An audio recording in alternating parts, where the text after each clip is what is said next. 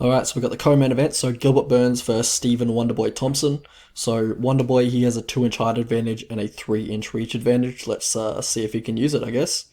So breaking down the striking, so Stephen Wonderboy Thompson, obviously, he's been around for a while. We know he comes in with that karate stance. He's got that karate background. Used to be a very good kickboxer, like insane record in kickboxing. He's able to fight in either stance. He'll use feints to make reads, and he has very high striking IQ, so he will act on those reads. And yeah, the dude's just a world-class striker, and he has great distance control. It's really hard to get a hold of this guy, which is probably what Gilbert Burns is going to look to do, which is what I would expect him to do. But it's really hard to get in on Wonderboy. He has a really nice side kick, so when the opponent's charging in, he'll kind of lean back as to avoid the strikes, and come back with a side kick to the body or the head. Also a very nice body kick when the opponent's in southpaw, he's in orthodox, or vice versa, because he's able to switch stance and be effective in either stance.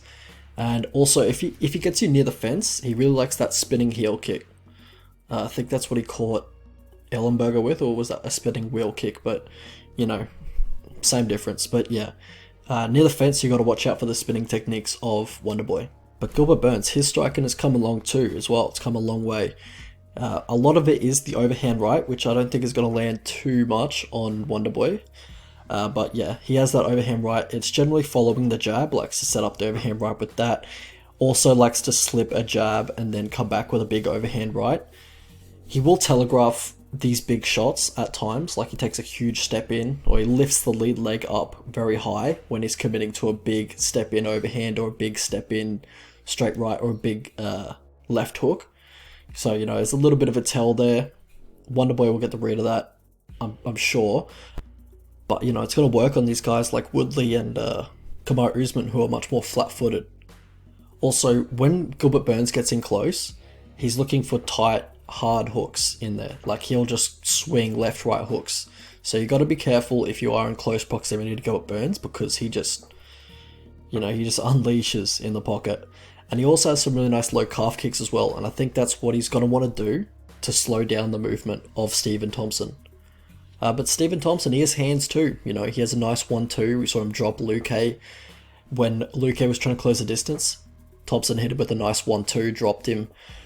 Usually, he's at distance, or he's at kickboxing range, so he's going to look to blitz in with a 1-2 and then angle off, get back out of range. Likes the slide too as well on aggressive opponents. Nice check right hook as well, and the straight left, it's money. These straight punches are money at distance.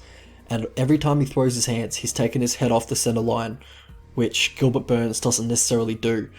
But yeah, Stephen Thompson, he's hard to hit. He takes his head off center line every time he's going to throw one of these boxing combinations. Even these kicks as well, because, he kind of leans back or what have you.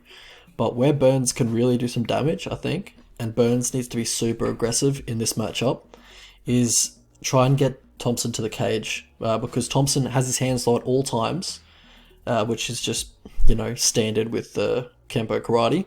But it's really dangerous when he's close to the cage and where he doesn't have room to move and use his footwork. So he has his hands low at the cage fence, and then, you can really look to tee off from there, because, he's a little bit, vulnerable in that position.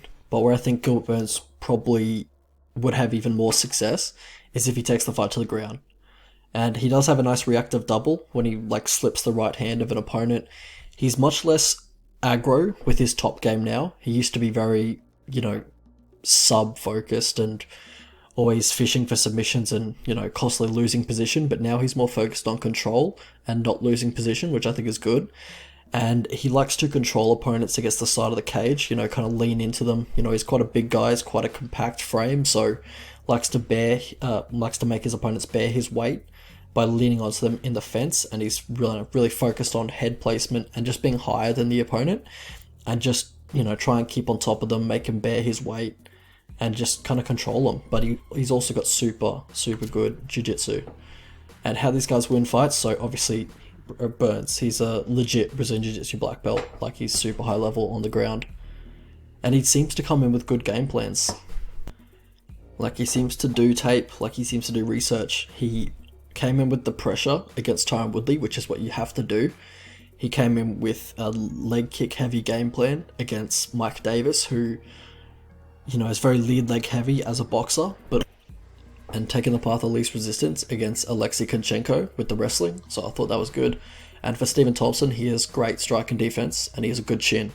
Like, it doesn't seem like it, but when he gets hit clean, and it's held up for the most part. I know he's been dropped a few times, but, he's shown a good chin, in my opinion. How these guys lose fights. So for Stephen Thompson, I think the judges don't love his style. He lost both the Till and both the Woodley fights, where I believe he probably should have won at least one of the Woodley fights, but also he definitely won the Till fight. So yeah, I guess the judges don't really like his activity and the type of offense that he's throwing. Same with Burns, in my opinion. He seems pretty low volume as well at times. He can be a little too patient. And for Stephen Thompson, it's the get-ups as well. He doesn't seem to have the best get-ups, which is kind of dangerous against Gilbert Burns. Also the durability. There's a lot of wear and tear in his body. He's had countless surgeries. He's seems to get injured to his knees or his hands like basically every fight. So that kind of concerns me. And for Gilbert Burns, I think his chin's pretty suspect. I think his chin might be a little weak, a little damaged. Path to victory for these two. So for Gilbert Burns, look to forward pressure, cut the cage off, try and trap him against the fence at distance, low calf kicks, but other than that, yeah, try and put the pressure on, try and push him to the fence and then force the clinch from there, try and take him down and work from top position. For Wonderboy, don't stick around when you are on the fence, when you've got your heels on the fence basically. Look to get out of dodge, move.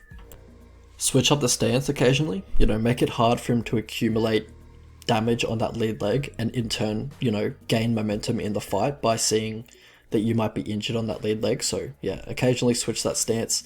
Look for a 2 when he's throwing the leg kick, because yeah, his head's going to be on center line, his hands are going to be low. You can snipe him with that 2. Obviously, just be aware of switching that stance and not taking too much damage on the lead leg. Also, watch out for the hooks when in close, because that's what he's going to look for. Just really get the guard up or, move your head back if you are going to be in close range. At distance, look for bodywork, teeps, roundhouse kicks to the body, just try and accelerate that gassing process of Gilbert Burns. And if he pulls guard or if he falls down or if he slips or whatever, look to just kick his legs and win some minutes there. In my opinion, that's the most underrated move. If you don't care about finishing, just kick their legs. Gain like 2 minutes of good optics in the judge's eyes. Gilbert Burns will do that. He'll pull guard and he'll just sit there for like 2 minutes. How I see the fight playing out. So, awesome clash of styles type fight. Very intriguing. Very binary fight in my opinion. I think I expect Wonderboy to dominate on the feet and I expect Burns to dominate on the ground respectively. The bigger octagon, I think that obviously favours Wonderboy, whose movement is, still incredible even in the 25-footer in the Apex. I think Wonderboy is going to look like a sniper in there with straight punches on the feet. I also feel like Gilbert's chin's a little bit weak and I think Thompson's going to be connecting quite a bit in the stand-up. Thompson has kind of made a career out of these guys who like to come forward, be aggressive, walk onto his shots. It's the counter punches that he generally doesn't look as good against, like Tyron Woodley, Darren Till, those kind of guys. And that's not going to be a problem here against the uber aggressive Jareno Burns. I don't think Burns is going to land too many of those, overhand right bombs that he likes to throw. I think the success on the feet for Gilbert Burns will be dependent on how effective his calf kicks are. I think he's going to have to ground Thompson if he wants to win here, which isn't a terribly easy thing to do. That sideways stance of Wonderboy makes it really hard to get onto his hips and drive him to the fence. Kinda gives you no other option but the single leg that you have to attack with, which Burns doesn't do a whole lot. He does have it in his back pocket, but he's more of a reactive takedown guy. He's more of a guy that will use a lot of explosion to ground his opponent. He does have good takedowns in the clinch, so if he can get Wonderboy in the clinch, I think he could have a lot of success there and also could open a lot of doors for the takedowns. But, if Burns gets Thompson down, I think there's a good chance that the round is a wrap and maybe even the fight is a wrap if he gets Thompson flat in his back. Like, he got battered on bottom when Tyron Woodley got on top of him. and got him down the center of the octagon at UFC 205. And Thompson, he hasn't faced a wrestler in a while. He's faced just purely strikers. And I think Woodley was the last wrestler he's faced, and Woodley's gas tank allows for about 1 or 2 takedowns before his tank's on E, but it looked like he could do like whatever he wanted to when he did get on top of Thompson. I think Burns, he doesn't have the best gas tank as well. I think he will gas if you do make him work. And if Burns gasses, he's just going to be a sitting duck in target practice in front of Wonderboy. And that's kind of how I'm feeling the fight goes. I think Wonderboy is going to be outpointing him, outstriking him for 2 rounds, nullifying enough of the grappling and making Burns work for the first 2 rounds. And I think he's going to be up 2-0 heading into the third. And then a fatigued Burns is going to just go for it in the 3rd round, and he just kind of walks onto something. But yeah, I was more confident before tape in betting Wonderboy, and I did bet Wonderboy pre-tape. I'm less confident after tape. I think the fight is closer than I originally thought it was. Wonderboy's leg durability, durability in general, his ability to take leg kicks and not get injured in fights kind of concerns me. Also, his bottom game scares me a little bit from going big on this fight. But I do think he should win here, and yeah, but I'm not as confident as I was before tape. Alright, so if you guys could smash that like button, that'd be awesome. Alright, I gotta get used to saying that. Alright, so prediction is Stephen Thompson by KO in round 3. That's the gut feeling I said earlier. Likely is a decision though, but gut feeling, that's what I'm gonna go with. I think he wins around 60% of the time, so I'd probably look to bet him around $1.80, $1.77, which is around minus 130 or minus 125. Price I'd look to bet Burns at would be $2.60 or plus 160. I think that'd be a little bit too wide on Dorino, but at the moment, I think the line's pretty much correct. I think they've nailed it, but I'm kind of looking for it to go either way and see what side I'm going to land on.